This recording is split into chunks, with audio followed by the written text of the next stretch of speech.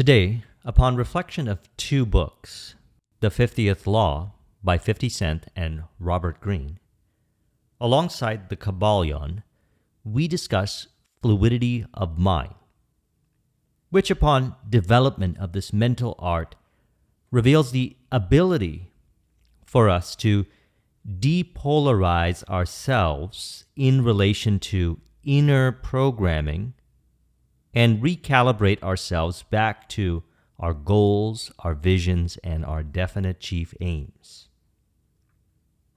Now, this is initiated, as we have discussed, by committing in imagination to our great work, or definite chief aim, or what we truly love, and from there allowing the power of our subconscious mind to do the rest, or we could say express accordingly. The key is in allowing it to be, allowing it to authentically express.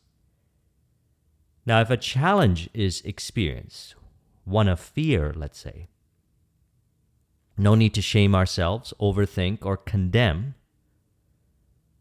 What we want to do is simply focus on perhaps nuanced perspectives, different ways of looking at our experience, whatever it may be, to stimulate us back into the state of mind, reveal the programming within that we're identifying with, to make peace with, so that it no longer shows up, or to the degree in which it showed up, which is revealed by reactivity, and instead turn that into proactivity. Now, as we've discussed, from many different perspectives, we have the power to select mental states or attitudes of mind stimulated by intuition and to think feelingly into those states of mind, as discussed in Sunday's video, via the coherent inward relationship between the allegorical red king and white queen in mental alchemy. And they together reveal the true and authentic reality from a place of love. So thus is alchemy, mental alchemy. And so the book states, many of us respond to the shifting circumstances of life by trying to micromanage everything in our immediate environment. When something unexpected happens, we become rigid and we respond by employing some tactic that worked in the past. If events change quickly, we are easily overwhelmed and lose control. Those who follow the 50th law are not afraid of change or chaos. They simply embrace it by being as fluid as possible. They move with the flow of events and gently channel them in the direction of their choice. Through their mindset, they convert a negative, or we could say unexpected event, into a positive, or we could say opportunity, the 50th law. So, the book essentially is about transmuting fear into courage. Now, I'm actually going to recommend listening to the audiobook version of the 50th Law, narrated by Robert Greene and 50 Cent. And so the book is about mental alchemy, the transmutation specifically, fear into courage. Now, he goes on to say, there's one thing we can actually control, and that is the mindset with which we respond to these events around us. And if we are able to overcome our anxieties and forge a fearless attitude towards life, something strange and remarkable can occur. That margin of control over circumstances increases. At its utmost point, we can even create the circumstances themselves, which is the source of the tremendous power that fearless types have had throughout history. And the people who practice the 50th law in their lives all share certain qualities: supreme boldness, unconventionality, fluidity, and a sense of urgency that give them this unique ability to shape circumstances.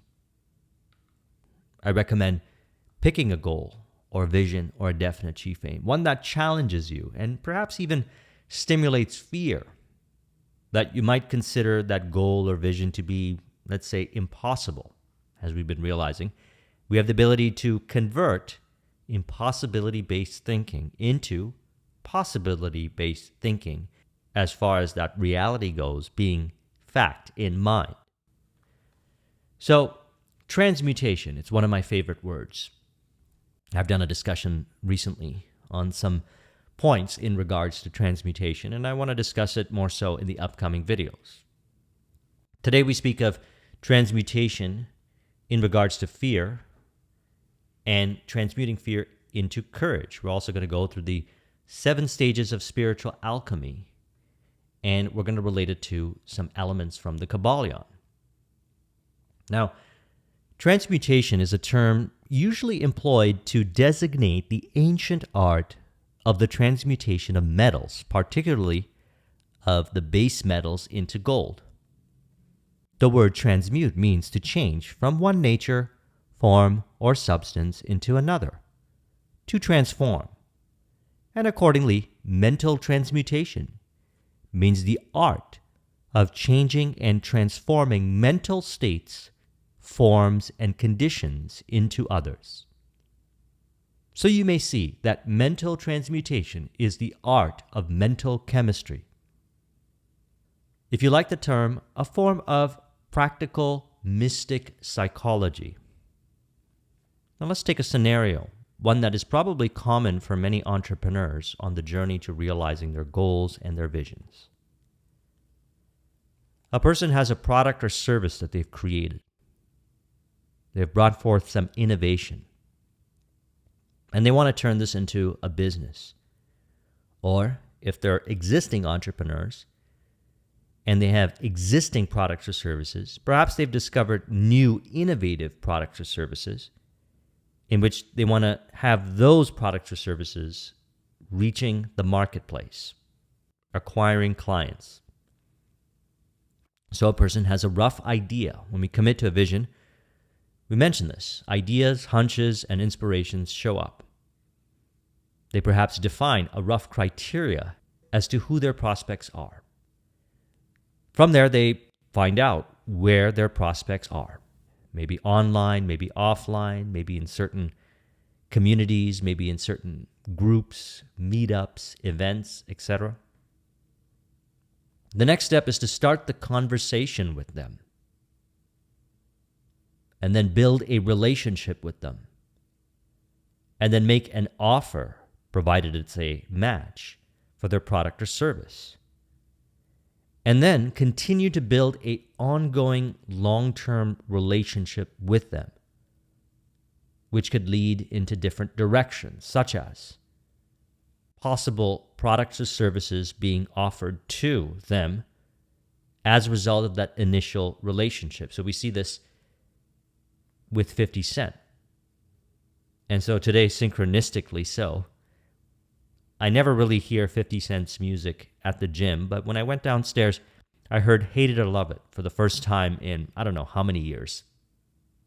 So I knew then this was the video that I wanted to do. I was pondering making this video last week. And then when I saw that synchronicity, I knew I had to discuss it. So he starts off with music, and then he moves into different markets, different market segments. He has built brand loyalty. He has built a relationship with many individuals, not just his fans, those that bought his product or services, but many different business relationships, which were discussed in the book.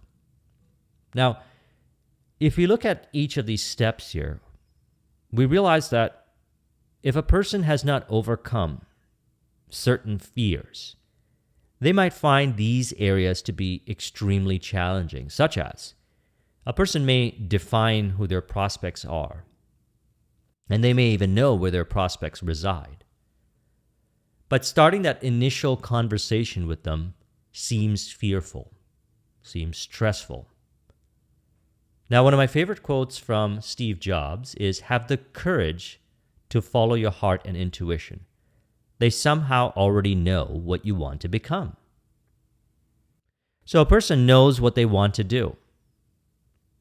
They want to move forward with these initiatives, but for whatever the reason, they're having fear brought up in relation to starting the conversation, building the relationship, making an offer, building a long-term relationship.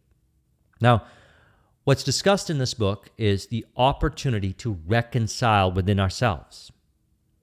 And in regards to mental transmutation, they have the opportunity to make peace with the fear that they are experiencing in regards to these areas by finding the true and accurate thinking in relation to those interpretations that they have, which seems to throttle their creativity, hold them back. We want to recognize that it is our own thinking patterns that we're identifying with in mind that's holding us back.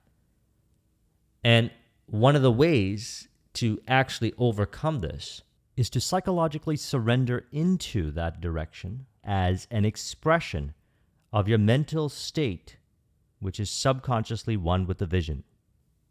Another way to overcome it is to understand within yourself what subconscious thinking patterns are being brought to the surface in relation to these particular areas, and do the subconscious mind work to make peace with them. I recommend The Power of Subconscious Mind by Joseph Murphy. We have the ability to go into our subconscious mind and discover these beliefs, interpretations that we have, understand them, and make peace with them. As a person makes peace with them, what they'll notice is that they will find that they will actually have fun doing it. Because let's look at this for a moment. They committed to that vision. They know these steps. However, they have internal resistance in regards to these steps. There seems to be a disconnect or an inharmonious relationship between the heart, the mind, and the will, and we want it expressing automatically. And if for whatever the reason may be, on the journey to realizing our visions, we experience in relation to the different aspects of the journey, reactivity, or convoluted behaviors. Remember, behaviors and everything we do is an expression of mind. It's what's going on inside the person's mind. That stated, they have the opportunity then, rather than running away from that fear, allowing themselves to understand what's going on inside of them and make peace with those areas, such has been the case with my experience. As I noticed that in each one of these areas, I had areas within myself that I had not reconciled. I had not made peace with certain thinking patterns, such as, for example, I was afraid to initiate the conversations in the earlier stages. I had inaccurate thinking patterns in regards to relationships. I was afraid to make the offer, to offer the product or service.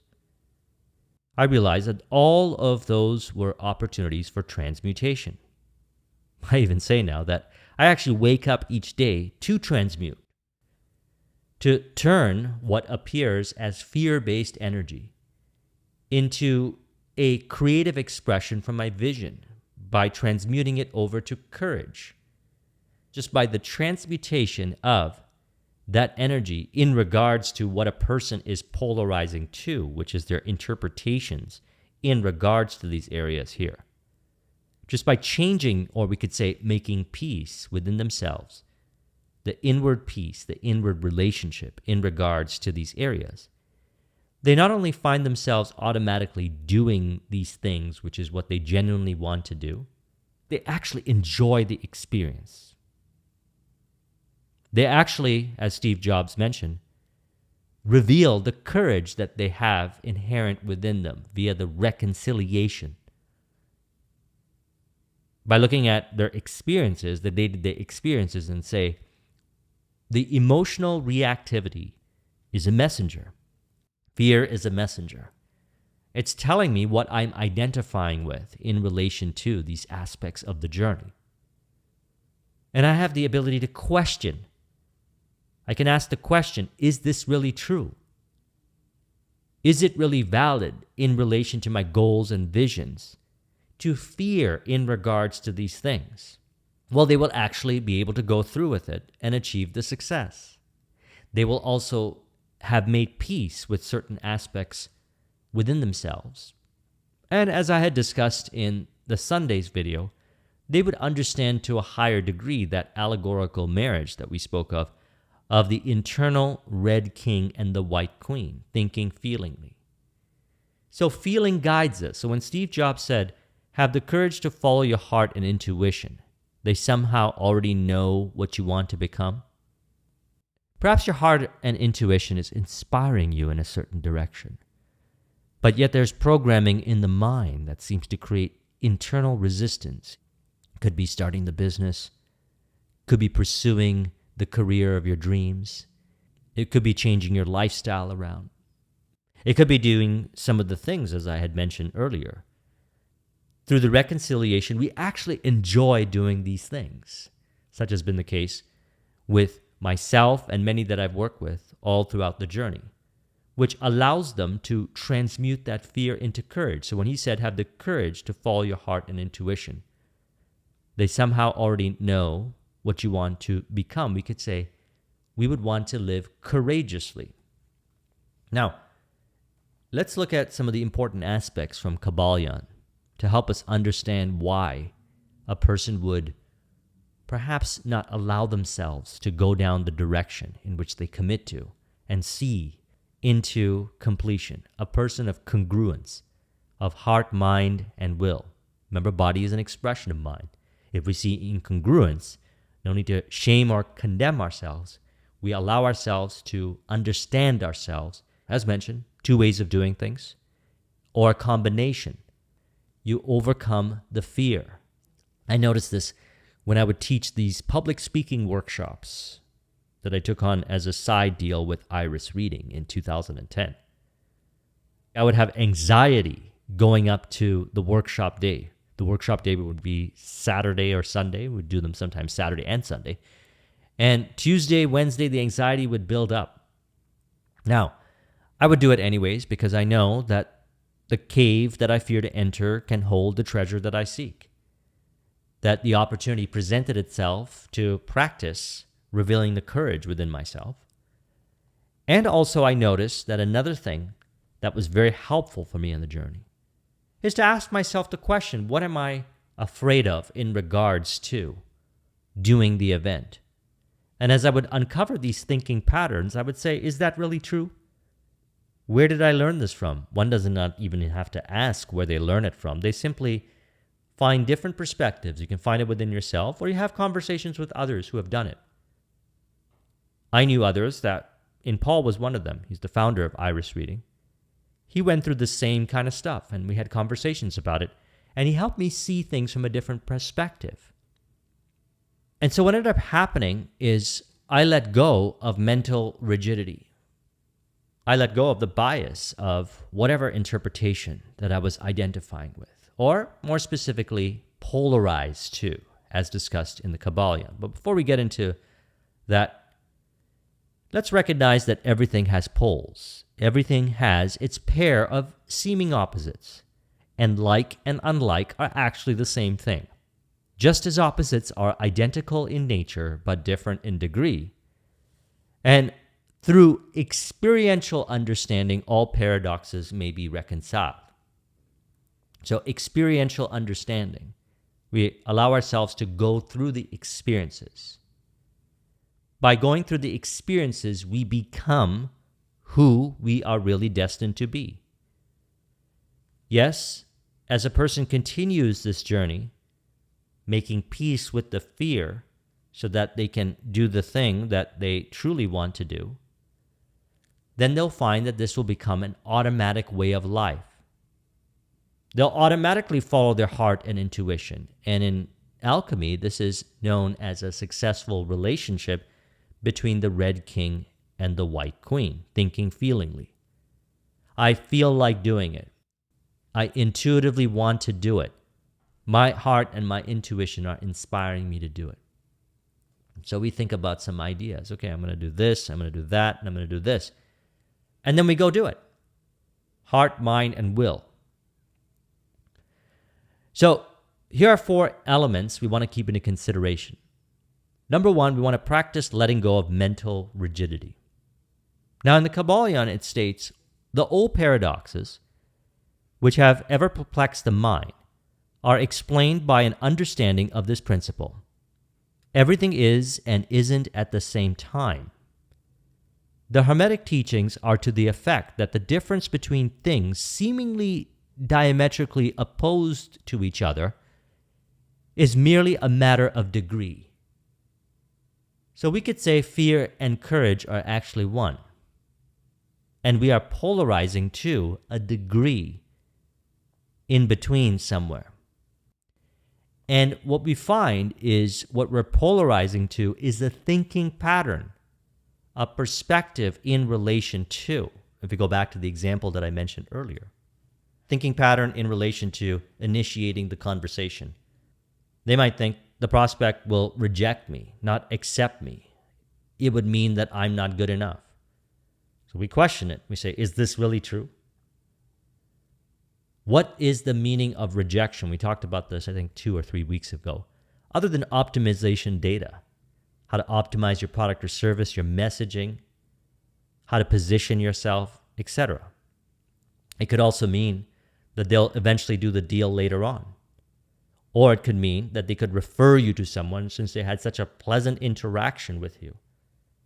Even though they weren't interested in your product or service, they were happy to make a referral for somebody else because they know that you're going to treat that person well. I would say that that's how it really is from the perspective of love.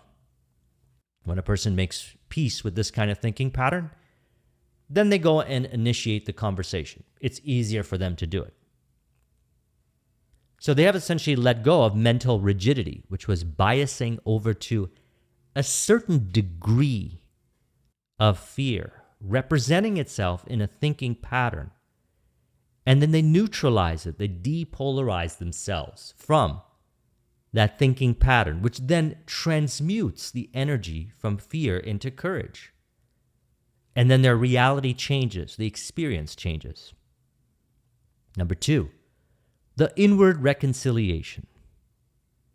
So in the Kybalion, it teaches that the pairs of opposites may be reconciled, and that thesis and antithesis are identical in nature, but different in degree, and that the universal reconciliation of opposites is affected by a recognition of this principle of polarity. So what are we polarizing to? It's our thinking patterns in relation to what we commit to do in relation to how we imagine it was going to play out. And so we ask the question, how do we truly want it to play out? And we imagine it to be in the ideal way, thus entering into that state of mind and playing out accordingly. If a person has challenges and they seem so resistant into recognizing that that's the way it actually is, the reality of their imagination of success playing out as theater, then they want to find within themselves, what are they polarizing to in regards to a thinking pattern related to a 5-sensory experience, such as the other person, the environment, the circumstance, etc. This is the journey of the spiritual alchemy process. Now, there's many ways of going about doing it. I'm sharing with you my own reference experience as a result of working with this all throughout the years and how I go about doing it. And I trust you found this to be helpful and relatable on your journey in some shape or form. Number 3, transmute through understanding. And so they say in regards to reconciliation, here's another way of looking at it. They begin by showing that spirit and matter are but the 2 poles of the same thing, the intermediate planes being merely degrees of vibration. Number 3, transmute through understanding. So this journey of making peace within ourselves so we can move forward and live a life of courage, which is actually just living how you truly want to live. doing what you really love to do, living the life that you truly want to live, both the destination and the different aspects of the journey on the way to realizing that destination. As I had mentioned many times, I see the journey and destination as one, playing out the theater of what's going on in mind. And we have the opportunity to have a flow-based journey to the destination. What has once been a stressful journey to the destination has now become a flow-based journey to the destination. If I go back to my public speaking example, so a number of years ago, at 2018, I did a partnership with Iris Reading where I did 16 flights in 30 days, and I did the workshop in a number of different cities. No anxiety, except a genuine excitement and joy. It was so much fun doing it. I had a lot of interesting experiences, met a lot of interesting people, had a great time. But you can see, I no longer polarize to certain thinking patterns in regards to whatever it may be when it comes to doing not only the events, but many events in a scope of 30 days. So transmute to understanding. We find within ourselves, what are we thinking?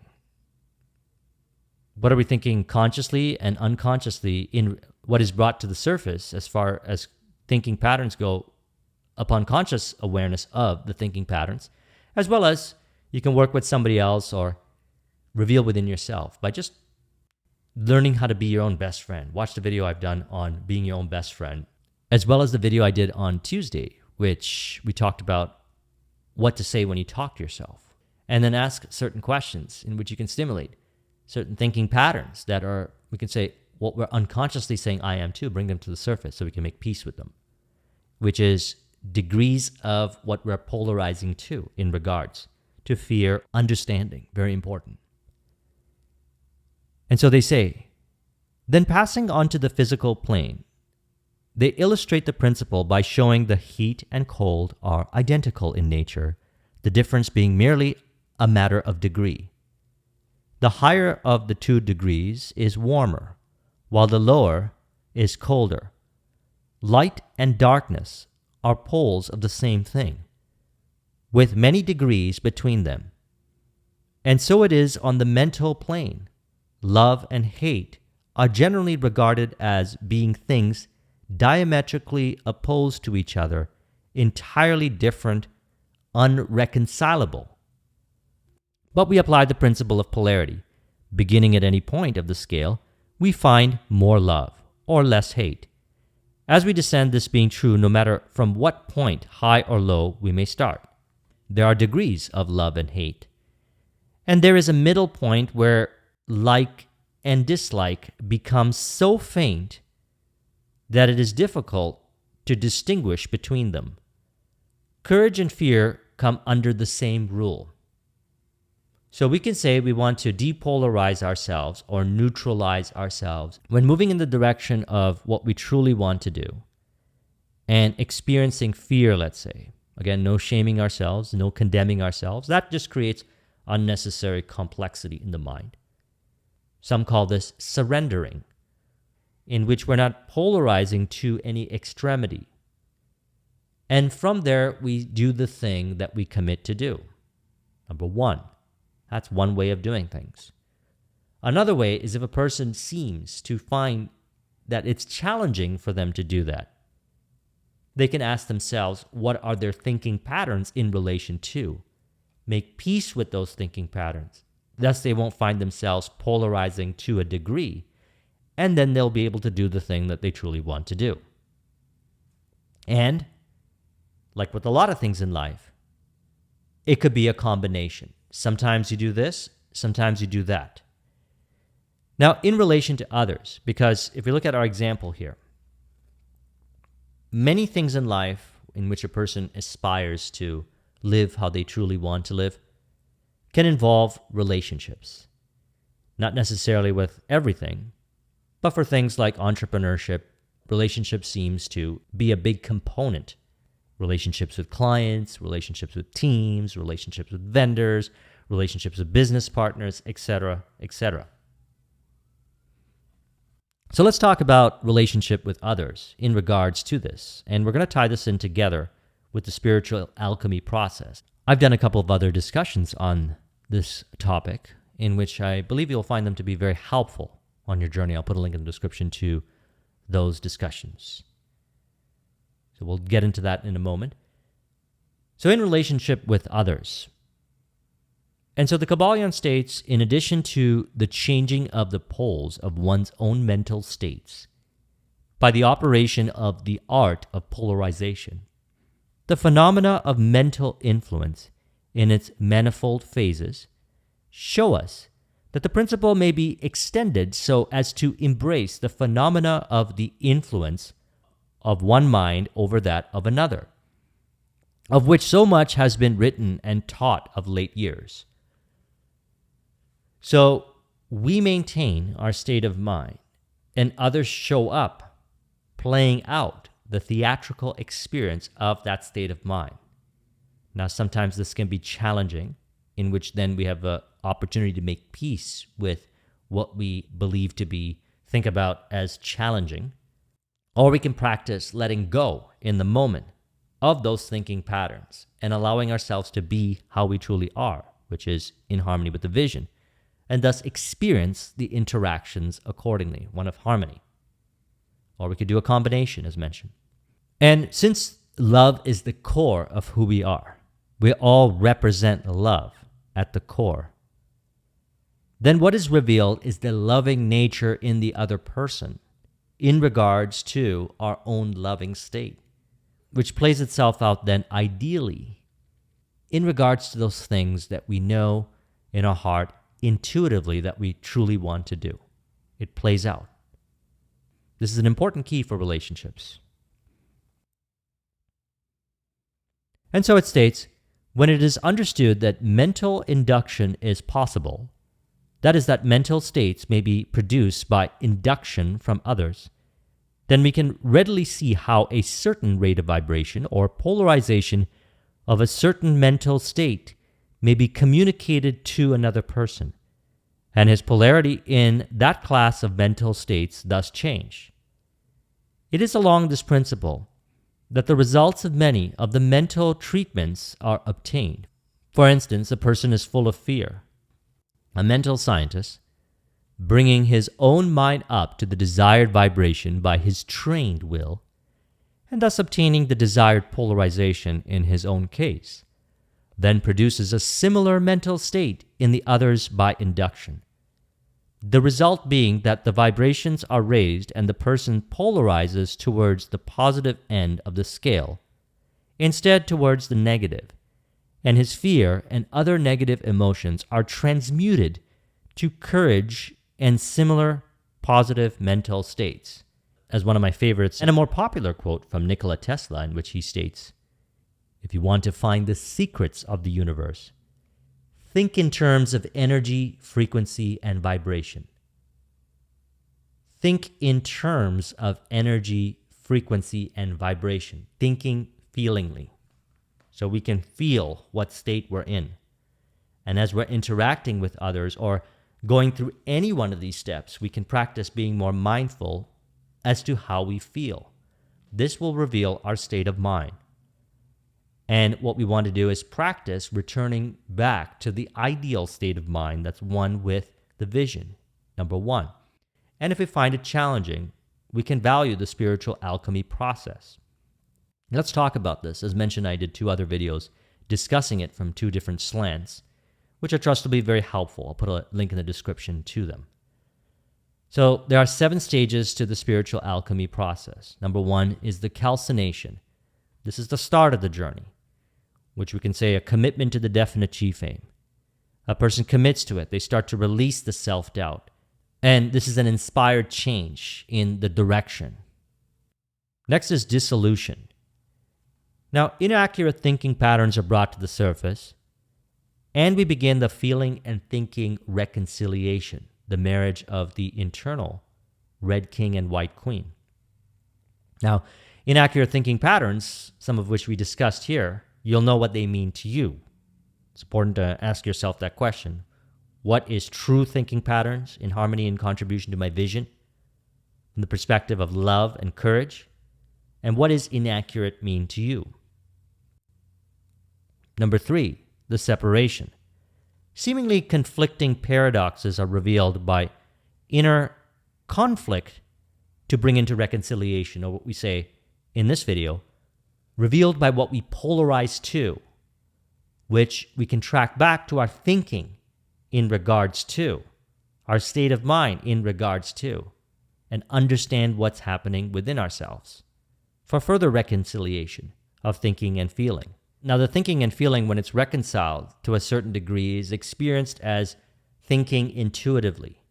We see the relationship, a deep relationship between intuition and thinking, and we can also say the reconciliation of convergent and divergent perspectives, which then, as we go through this journey, what happens is it becomes easier to do what we truly love to do. And so 50 Cent talks about his way of going through it in the book. It's the same kind of thing. You make peace with doing the thing that you truly want to do, you truly love to do, and you transmute via states of mind, thinking patterns in relation to the experiences, upon understanding polarity, what you're polarizing to, recognizing that we can polarize to different degrees, thus actually transmuting the energy of fear into courage. So we value what's brought to the surface. We don't shame ourselves or condemn ourselves. We understand ourselves. And we know then, thus these seemingly conflicting paradoxes can be reconciled in some shape or form. You'll find a distinct way of thinking, distinct way of looking at it, in which it makes sense to you. And certainly I've shared many that I've discovered throughout the years over the course of our discussions on these videos. Then we go into conjunction. We start to accept ratios. There's one way of doing things, there's another way of doing things, and a combination way of doing things. The answer is it depends. Everything is and isn't at the same time. The answer is it depends. Statements like that will start to feel very peaceful and resonant. There's an internal harmony. And the true meaning of oneness is deeply understood and felt at an experiential level. So going back here, everything has poles, everything has its pair of seeming opposites, and like and unlike are actually the same thing. Just as opposites are identical in nature, but different in degree. And through experiential understanding, by actually committing to a goal, a vision, a definite chief aim, and going through the process, committing to going through the process, whatever the process means for you, and staying committed to it till you realize your goal and your vision, you actually go through all these steps here. And I trust that this video will be helpful of making sense in regards to the different experiences that you have. Because upon reflection of my experiences, this was what was going on. And working with others, I find that this is also what's going on. And we'll also see the parallels to this if you go and read his book, or any kind of book in which a person describes their life experiences more from a mental alchemy perspective. So after that, we go through putrefaction. All elements of our unconscious mind rot and decompose. And then the second part to that is the spiritization. Here's where we start to listen to our own inner voice, the thinking, feeling, the intuitive way of thinking. As a result, we have an internal calm, and it's a sustainable internal calm. We're able to experience this more so as we deal with different challenges that show up. We'll get better at dealing with challenges. We'll get better at doing the courageous thing instead of reacting to, as a result of internal thinking patterns, which no longer exist via the putrefaction process. And then what ends up happening is a person maintains a higher degree of calm. It's easier for them to maintain their flow, etc. We know what we want and what we don't want. And you intuitively allow yourself to do heart, mind, will connection, relationship as one. In deeper stages of flow, as we talk about this in our flow discussions, this is referred to as autotelic. In the Kybalion, they relate this over to the stage of involution. The dissolution is the next step. We live out our inner realizations, allowing them to become permanent. So we actually continue the process of doing these things, and it becomes a habit, a way of being. We feel so one with of how we truly want to live, how we are meant to live. We find love and flow in different areas of our life. Less reactivity, more proactivity. And speaking of one with, the next step, coagulation. Harmonious relationship between mind and matter. Harmonious relationship, one with the divine. Inner world and outer world are not seen as different, but reflections of each other as one. And this is an experiential level. This is beyond a conceptual discussion, although we aim to discuss it conceptually. We experience this by committing to a goal, a vision, a definite chief aim, and ideally one that challenges you to reveal these fears, doubts, indecision that we may be running away from. Bring them to the surface so we could work with the information in this video and the video that I released on Tuesday, as well as the other discussions. And there are many ways of working with this process. I recommend as well connecting with others who have also found their own way, because maybe that can inspire you, and maybe you've already found your own way. And this video is further encouraging your own distinct way of doing it and building that internal relationship. And so this further dimensionalizes then why I say over the last videos that I see my inner world as real as this outer world. I see the world of imagination to be as real as this outer, because the inner expresses the outer and they are one with each other. Heart, mind, and will seen as one. So I trust you found this video to be helpful in relation to your goals and your visions. And perhaps there was a lot of insights gleaned as a result of understanding polarity in regards to fear and courage. And you can relate this over to, in some shape or form, the different aspects on your journey in relation to realizing your goals, vision, or definite chief aim, to bring forth that further inward reconciliation. So let's conclude this with an auto-suggestion to further encourage. We can say, I have the ability to maintain a fluidity of mind by encouraging the inward relationship of thinking and feeling. This allows me to be aware of what I polarize to. As a result of what I polarize to, I see that experience as revealing the thinking that I'm identifying with unconsciously within myself. Upon letting go of the identification to, I'm able to make peace with that attribute within myself, further encouraging the inward reconciliation. Through this process, I find it easier to transmute one energy into another. This allows me to, as well, be in service to others by maintaining a harmonious, love-based relationship with others, which plays out as them playing the theater in relation to my definite chief aim, being in contribution to theirs as theirs is in contribution to mine. If you would like a copy of this mind map, the link is in the description. Thank you very much for watching. I'll talk to you soon. Take care.